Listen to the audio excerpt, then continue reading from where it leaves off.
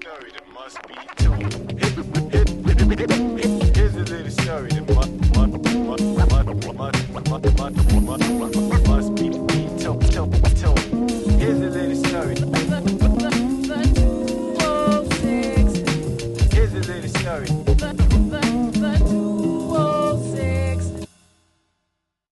My name is DJ Funkdaddy, aka Greg B, aka Greg Buren. I'm born and raised in Seattle. I'm a producer, I'm a DJ, I'm a studio engineer. Was an artist. I don't really rap too much anymore, but you know, I'm just love hip hop. I'd say I've been making music since '85 is when I probably got that first drum machine, first keyboard, and still using cassette decks instead of a 4-track. I would say I got on a major level in the late 90s. What caught my eye was pretty much the same thing as everybody else. Here in Seattle, it probably was the Sugar Hill Gang, Rapper's Delight. And when I heard it, I was just like, this is just the coolest thing ever. Everybody would just memorize the words to the song and just rap along to it. And I never thought that I would be involved in rapping or making beats or whatever. I just knew that I loved it.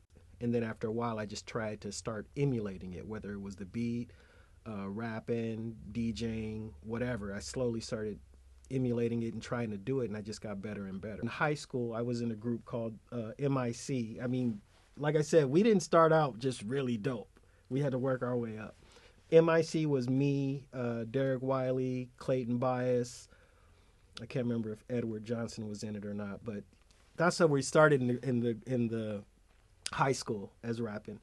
Then later on, I got with somebody named Owen McCants, and we were ready and willing. I think that's when I started taking more of a backseat to rapping, when Owen was such a better rapper. It's like, okay, let me just back off a little bit and produce him. And we were I was DJ Ready, he was MC Willing, so we were ready and willing.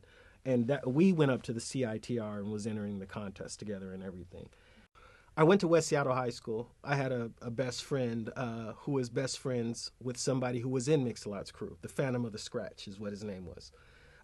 He, for some reason, just stopped doing music and was doing other things. But at this time, he was selling his equipment.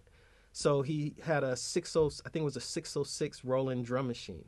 And my friend said, hey, he's selling it. And so I don't even know where I got the money from, you know, unless I was working at McDonald's at the time. But I bought the drum machine. You know, I started playing with it. So now I'm a producer. You know, I have a drum machine and people were coming over and I'm making beats and whatever. Now I'm rapping also, but I don't have a DJ. And to me, you know, it was sounding empty without scratching. So I had to learn how to scratch. My grandma had a turntable. I plug it all up. I have cassette decks. I'm rapping, scratching, DJing, doing everything. You have a little bit of talent, but you're not just filthy. You're not just raw at the start. And I wasn't good at the start either. To me, the beats were good, but, you know, the keyboarding, the rapping, it was okay. The scratching, I'm just learning how to scratch. So I never thought that I would be good and I would enter contests and start winning the contest and being, you know, number one or whatever. But all that stuff started happening because I kept going further and further. I was like, oh, I can do this scratch. Oh, I can almost do the same scratch, you know, Grandmaster Flash was doing. Or I can do Jazzy Jeff scratch or whatever. You just start getting better and better. I started DJing alpha parties, Alpha Phi Alpha. My brother's an alpha. So he automatically nominates me to be the DJ. I was a good DJ at that time, but I didn't have too many records. So every now and then I'd get some feedback, hey, you got to get more records, blah, blah, blah. At the same time, Kid Sensation, he started doing stuff with Mix-a-Lot and on Mix-a-Lot's records, so he needed a DJ, and so I started scratching for him. I'd have to say he put me on the first major platform because he did Back to Boom and I was scratching on that. And Mix-a-Lot put him on with that, so it all came together that way. That was when I started getting better and a little bit more known. Now that was as a DJ. Now as a producer, I'm starting to produce various groups as well as a group that I was in called The Crooked Path, and I'm producing myself. J.D. Hill goes out of town and meets D-Shot and E40 in them and starts playing them beats, and they like the beats. They fly us down there, and then that's when I start taking off on a different level as a producer. Around that same time as I'm doing the producing, the rapping, and the DJing, a company called Never Empty Promotions. They took a gamble and put me on because Bino Bryant, a Husky, because I go to the UW, so I know a little bit of the Huskies and stuff. He says, hey, put Greg B on. And so I started doing stuff with them. They did all these shows at Showbox. It was called Once a Month Funk.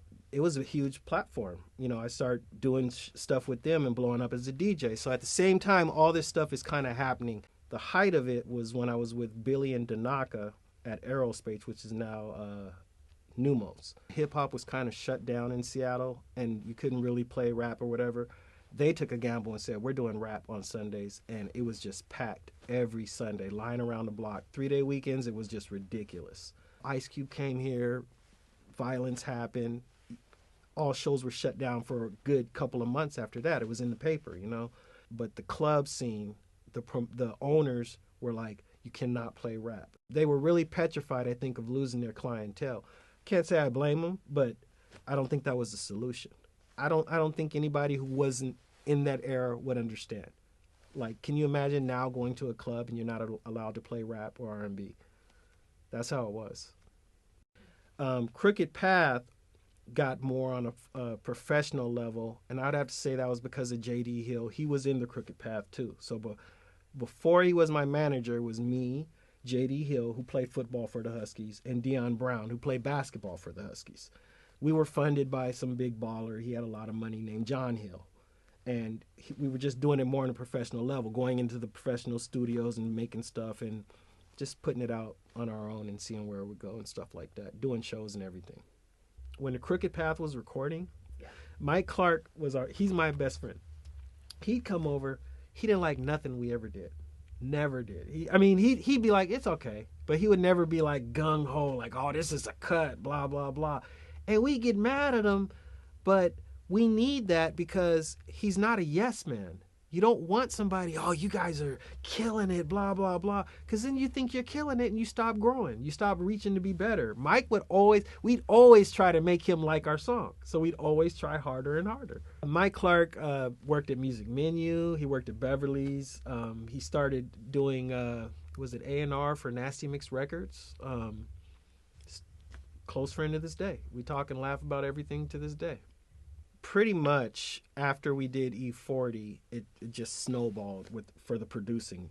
Mac Dre gets out of jail. He wants I go down there and do damn near half an album with Mac Dre.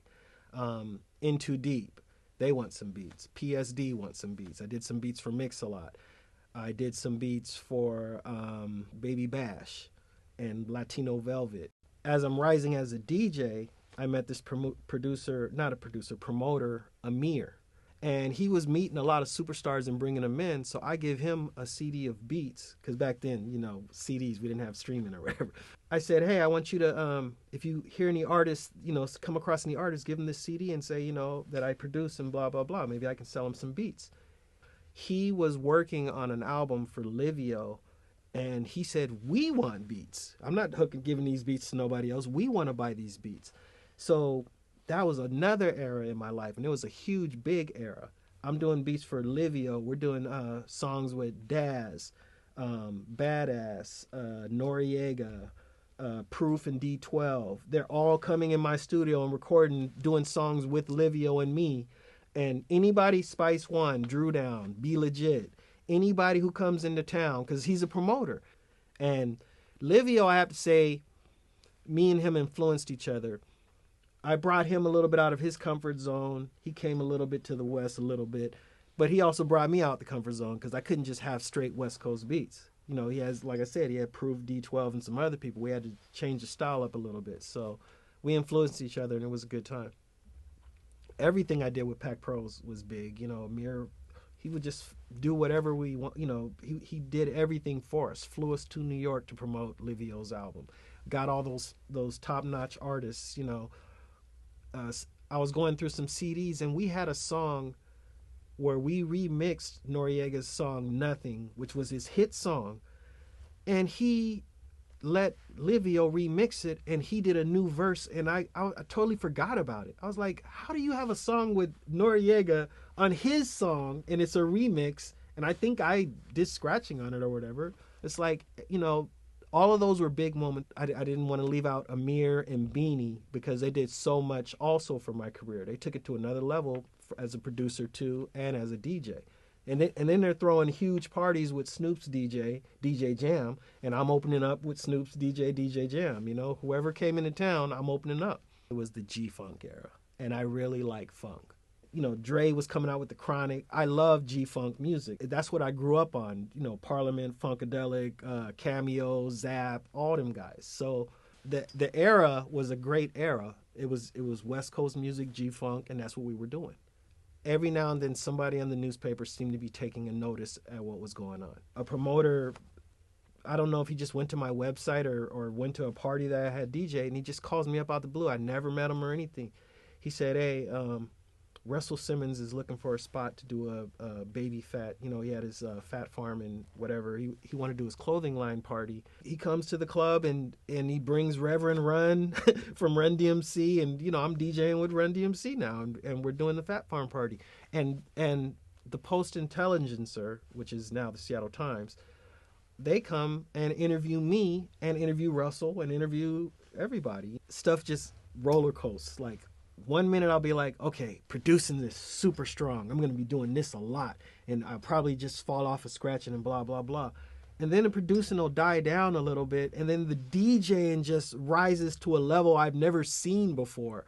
I'm DJing at Mopop on New Year's Eve, every New Year's Eve, every Halloween. And everybody was just coming out the woodwork. Hey, I want you to DJ for this party. I want you to DJ for this party. All the big time promoters knew the Sonic players. They always threw the parties for Vin Baker and Gary Payton. And so they're like, hey, we want to incorporate you and start having you DJ with Lowell Henderson and doing these parties. And now I'm with the Three Gents and we're doing the Vin Baker Supersonic parties. After that, I was contacted to do the Major League Baseball when we had the All-Star game here.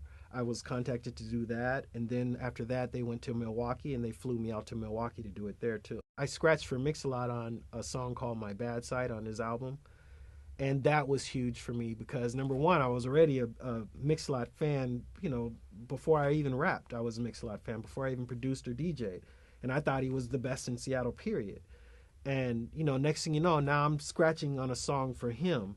DJing at the Showware with 112, Genuine, John B., all those artists, those were big moments in my life, you know, stuff I can't forget. Winning for the best DJ in Seattle, that was a big moment in my life because I was just happy to enter, you know. I was like, I'll do okay, you know, I don't know if I'll be, you know, I don't even know who I'm going up against or whatever, but they had the best rappers and they had the best DJs, and we all just kept going round and round and day. And then at the last day, they brought Joe Cooley from Rodney O and Joe Cooley in, and we all just battled, and I won. The competitions in Seattle were more stiff. And I would say Canada got stiff too because a lot of people from Seattle went down there and entered. But Seattle, I mean, let me put it this way. DJ Ace, which is Giovanni, he almost beat me. That's how good he was on one. He was so precise, and I was watching, I was like, oh, I'm going to get him. He doesn't even know how to do two. He was doing tricks on one and almost got me because he was so precise. Supreme was in the contest, too. He almost got me, too. Swift was in the contest, too. All of them are doing all these tricks. Swift pulls up his shirt. He's blind, and he's doing, you know, having the record say stuff that he's doing. And it was fun, and it was the competition was stiff. It was really good. And then I go to Canada, I think it was the year after that, and we entered this Sound Wars contest, and then I won that too. Those were big moments in my life just because I had never done it before. So yeah, I'll never forget those things. I knew about DJing on two turntables, but I was a one turntable DJ. I met DJ Punish, and he was on two turntables, and I was just in awe, and he showed me a lot of the tricks. He introduced me to it, and you know, he set his turntables up a little bit differently, but he was a big point. He ends up being Mix-a-Lot's DJ.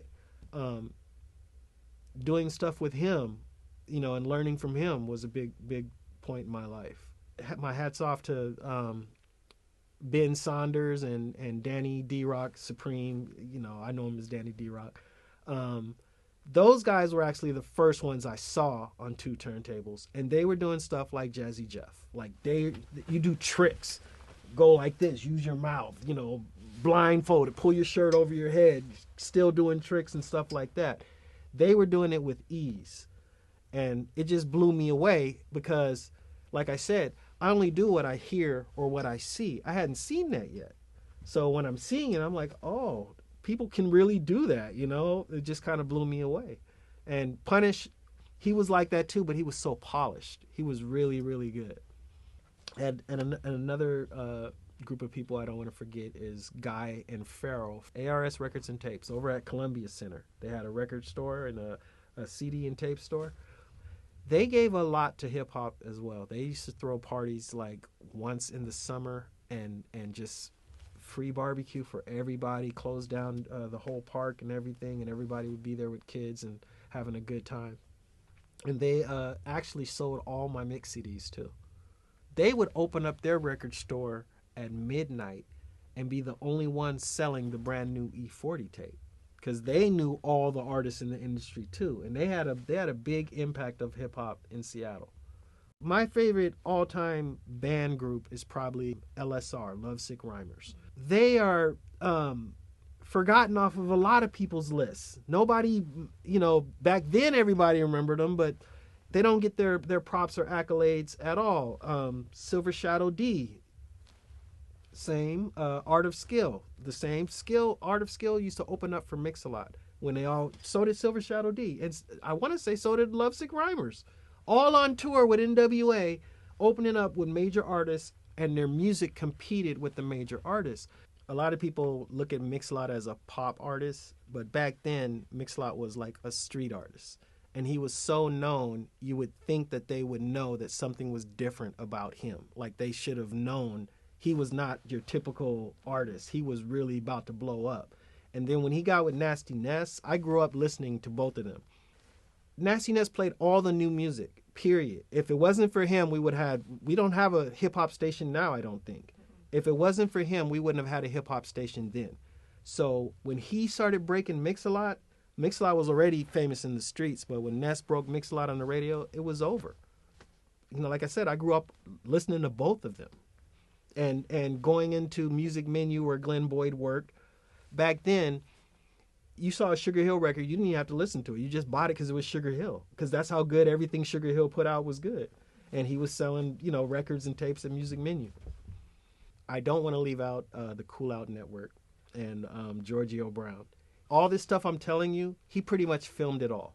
He filmed The Crooked Path. He filmed me when I was just DJ Greg B. He probably filmed Ready and Willin', and he's filmed me as DJ Funkdaddy. He has all that stuff on video. He put us on Channel 29 for the world to see, and what I loved about him is he didn't look at it like, oh, these guys are local or these guys are amateur. He would throw us right in with the big dogs, with whoever he had at the time, Mary J. Blige, whatever. You'd see it all in the same segment. So he was a big part of it too.